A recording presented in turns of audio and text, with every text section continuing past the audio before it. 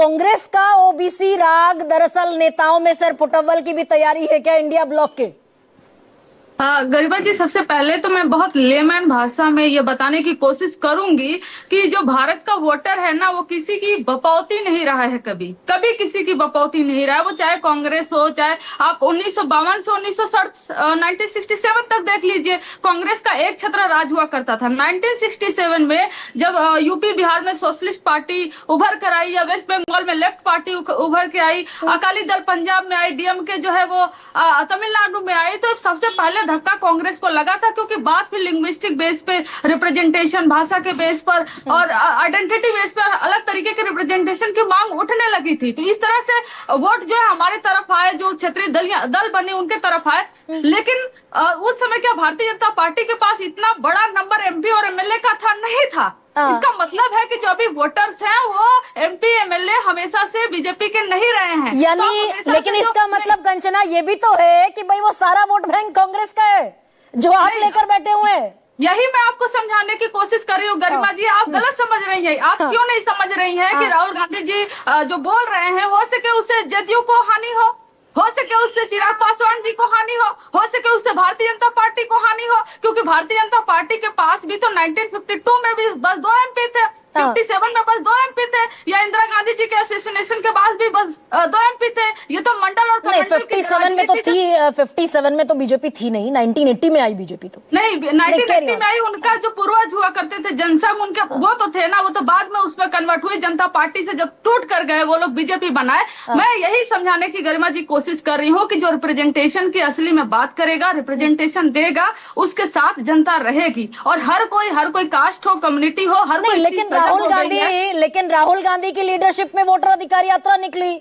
तेजस्वी यादव तो दरअसल driving seat पर बैठे हुए थे ना। और राहुल गांधी जितनी ओबीसी की बात करेंगे, दिक्कत होगी आरजेडी के नेताओं को, तेजस्वी यादव को स्पेशली।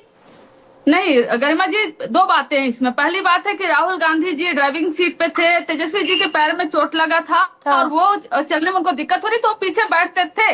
और वोटर अधिकार यात्रा दरअसल अभी जब चुनाव अनाउंस होगा तो असली मुद्दे जो है उसी पर राजनीति होगी। वोटर अधिकार यात्रा इसलिए था ताकि ट्रांसपेरेंसी के साथ बिहार में चुनाव हो सके और जनता जागरूक हो सके कि भारतीय जनता पार्टी और इलेक्शन कमीशन एसआईआर के माध्यम से बिहार में कर क्या रही है। और वोट जब होगा तो वो बेरोजगारी पर होगा, महाजंगल राज पर होगा, पलायन की इशूज पर होंगे, वो सभी आने अभी बाकी है गरिमा जी। तो मैंने आरक्षण पर भी लेकर जाते दिखेंगे क्या राहुल गांधी और तेजस्वी यादव इस लड़ाई को? और नीतीश कुमार जो 65% आरक्षण नहीं दिला पाए, उस पर भी आती दिखेगी क्या ये बहस? गरिमा जी 59, ये जो 50% कैप की बात किया जाता है, ये तो कब का टूट चुका है। 49.5% आरक्षण ओबीसी एससी एसटी का मिलाकर था। ईडब्ल्यूएस आरक्षण जब दिया गया, टोटल आरक्षण 59.5 है। तो यहाँ से तो 50% का कैप कब से हट चुका है। तो ये 50% कैप कह के जब डराते हैं कि नहीं कोर्ट का ऐसा ऑर्डर है, तो पूरी तरीके से फर्जी डराते हैं, क्योंकि 50% नहीं, तो उसके लिए तो केंद्र की सत्ता में आना पड़ेगा ना कंचना। नहीं, केंद्र की सत्ता में आएंगे। इस बार सीटें इनकी कम हुई है, अगली बार हम केंद्र की सत्ता में आएंगे। और ये 9 शेड्यूल में नहीं डाले, हम 9 शेड्यूल में डालेंगे। हमने 65% जो ओबीसी एससी एसटी का आरक्षण बढ़ाया है। तो कैसे, लेकिन हाँ, केसी त्यागी जी एक बहुत वरिष्ठ नेता है। लेकिन कंचना, हाँ कह लीजिए आप बात। जी, सोशलिस्ट आइडियोलॉजी के साथ ये हैं। लेकिन हमारा तो सवाल नीतीश कुमार जी पर है कि नीतीश कुमार जी क्या अभी भी सोशलिस्ट हैं? क्या नीतीश कुमार जी की जो आइडियोलॉजी है अभी भी एग्जिस्ट करती है, जिस पर वो कहते थे दंगा पे राजनीति नहीं करेंगे, वायलेंस पे राजनीति नहीं करेंगे? बिहार में क्या हो रहा है सबको दिख रहा है। हिंदू और मुसलमान करने की कोशिश की जा रही है। ठीक है, ओके कंचना, कांग्रेस का ओबीसी के प्लॉट पर आना मंजूर है ना तेजस्वी यादव को? दिक्कत तो नहीं है कोई? इस प्लॉट पर तो हमने सबको ला दिया। सोशलिस्ट पार्टियों ने इस प्लॉट पे तो बीजेपी को ला दिया, सबको ला दिया। आज जो लोग विमेन रिजर्वेशन बिल में कोटा विद इन कोटा की बात नहीं करते थे, चाहे इंक्लूडिंग कांग्रेस, वो भी इस लाइन पर आए, जातिगत जनगणना पर आए। बीजेपी खुद आज जो कह रही है कि हमने इतना दलित दिया, इतना ओबीसी दिया, आज ये मजबूर होकर इनको कहना पड़ रहा है। और ये सोशलिस्ट पार्टियों की देन है और ये सोशलिस्ट पार्टियों की जीत है। अच्छा ठीक है केसी त्यागी सर, मैंने कहा था मैं आपसे वाइंड अप करूंगी। भाई ये एक जो शुरुआत से लेकर एक नैरेटिव बना हुआ है कि भाई बीजेपी आरक्षण विरोधी है, आरएसएस आरक्षण विरोधी है, ये कई मौकों पर साबित भी होता दिखा क्या? उत्तर प्रदेश में 69,000 शिक्षक भर्ती में हाईकोर्ट ने कहा कि आरक्षण घोटाला हो गया। अनुप्रिया पटेल चिट्ठी लिख देती है, भाई नॉट फाउंड सुटेबल कह के भगा देते। ये साबित भी कई मौकों पर हुआ क्या और इसीलिए डेंट लगा लोकसभा के चुनाव में?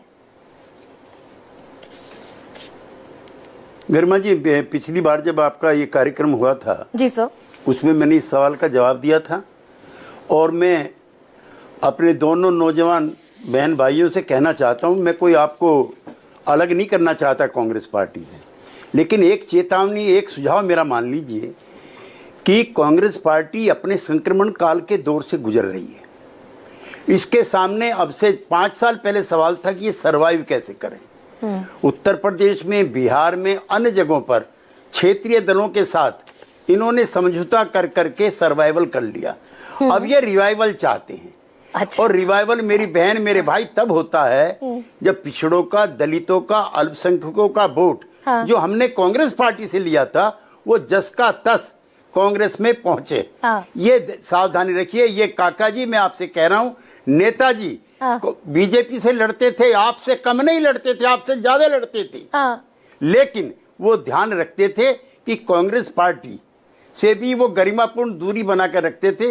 ये बीजेपी से भी आंदोलन के नेताओं और को, बीजेपी से भी ना, ये ध्यान रखना है। ये गरिमापूर्ण दूरी बीजेपी से भी थी ना, सोशलिस्ट लोगों और की तो। बीजेपी से भी, बीजेपी के साथ भी काम करते हुए डॉक्टर लोहिया कर्पूरी ठाकुर की जो राजनीति और रणनीति चरण सिंह की, उसको सलामत रखकर बरकरार रखना, ये भी हमारे जैसे सोशलिस्टों की जिम्मेदारी है। बहुत बहुत थैंक यू सर, बहुत बहुत धन्यवाद। दरअसल, और जैसे मैंने शुरुआत में कहा था, हम लौट कर वहीं आए हैं। राजनीति की बहुत सारी लेयर्स हैं, लेकिन इसमें कोई मोटा